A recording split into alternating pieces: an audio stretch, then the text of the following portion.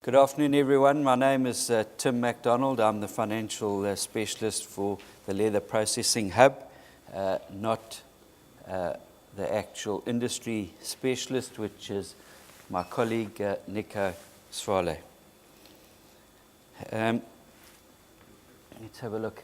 Just a quick background. South Africa produces 59 million pairs of shoes a year, which probably surprises everyone.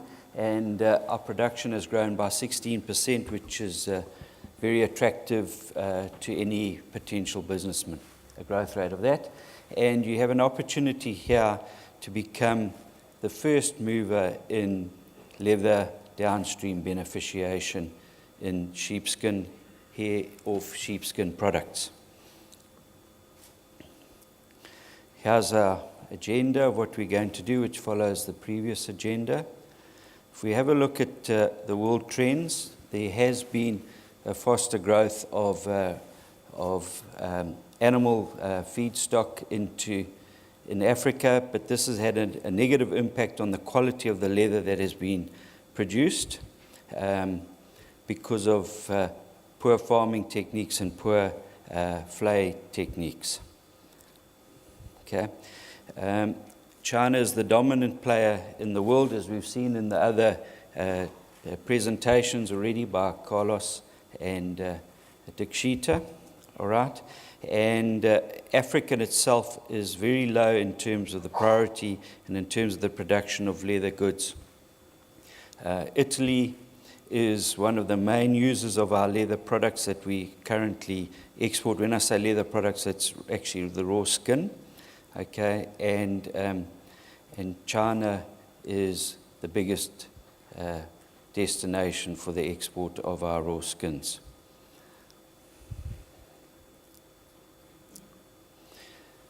Leather, as you all know, is an aspirational product. It's a luxury product, and people are prepared to pay a premium for it, and it will remain that. So it always has an exclusive marketplace and will remain with that.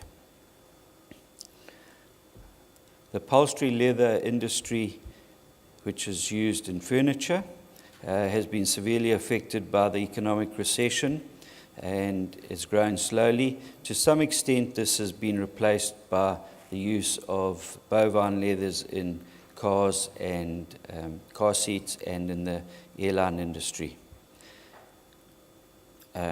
The demand for leather clothing is very difficult to predict because it's dependent on climate, it's dependent on design.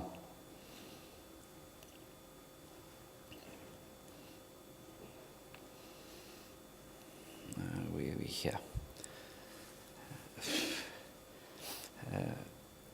Goods designed for durability and functionality. Leather, because of its unique properties and feel, is a sought-after product, okay, and it's acquired specifically because of its feel, its durability, and its look.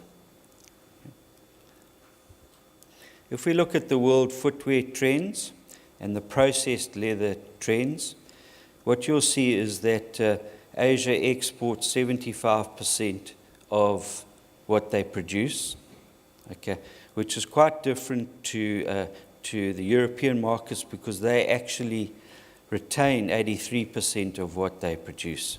So there's a very different use and of the leather products there.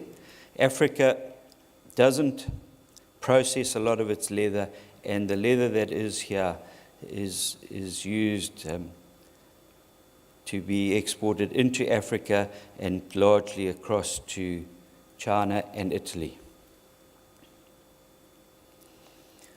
If we look at your footwear trends in terms of the international markets, this again is borne out by what was said in the previous presentations by Carlos, and that China and Italy are the two top exporters of leather footwear, okay? But they have a very different target market and strategy. China produces low-cost shoes, and Italy produces expensive, exclusive designer shoes. Yeah, thanks. Okay. And that's shown out in the pricing. Thanks, Nico, I needed that. That helps. Sorry.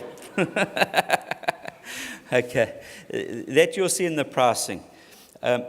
Italy can charge $60 for a pair of shoes, whereas China charges $12. Okay. Umgunglovo, Pietermaritzburg area has long been the center for leather processing in South Africa and has traditionally always been the biggest employer and the highest concentration of factories. You used to employ 12,000 skilled laborers. It's now down to 2,000 skilled laborers, but it seems to have bottomed and is now turning. If we look at the market and the business potential, there is 5 million sheepskins a year which are exported either raw or very semi-processed out of this country. 2.5 million of those are the target market of what we want, which is hair-off Dorper sheepskins. Okay? So there is a massive raw material supply that is available in South Africa. However, we need to get our hands on it and beneficiate it. The sheep and goatskin leather production is increasing worldwide. It's a sought-after commodity. And as we've already said, 97% of it is exported. We have skilled labor. We have a history of having skilled labor in Pietermaritzburg and in KZN in the leather industry.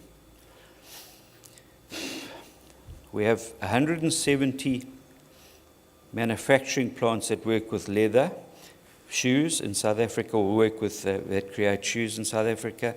We have 84 leather factories in South Africa. So there is still a concentration of it, but what you can see there is that we are importing a massive amount of footwear and not manufacturing it here locally in South Africa. We've got a market of 50 million consumers, and we import 3/4 or 75% of what the annual requirement of shoes is. So there's very clearly a need, a big gap for import substitution. In terms of the actual footwear production, you can see in that chart at the bottom, 70% of the footwear production in South Africa is actually produced in KZN. So we have a skill base and a logistics base already established in the province.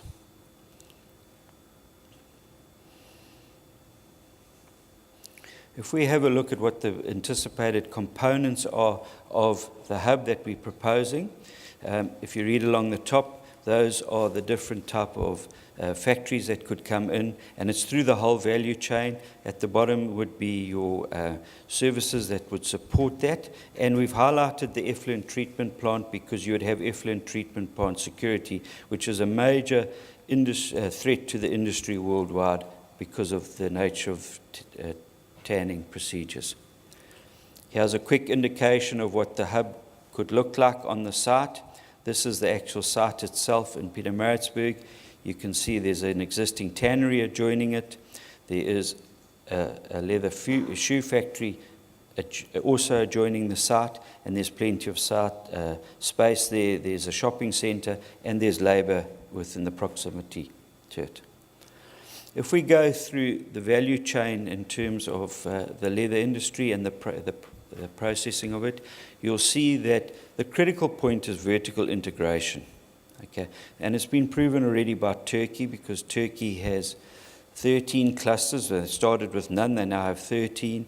They produce 1.5 billion in exports of finished leather products a year. So it's been a wonderful success story.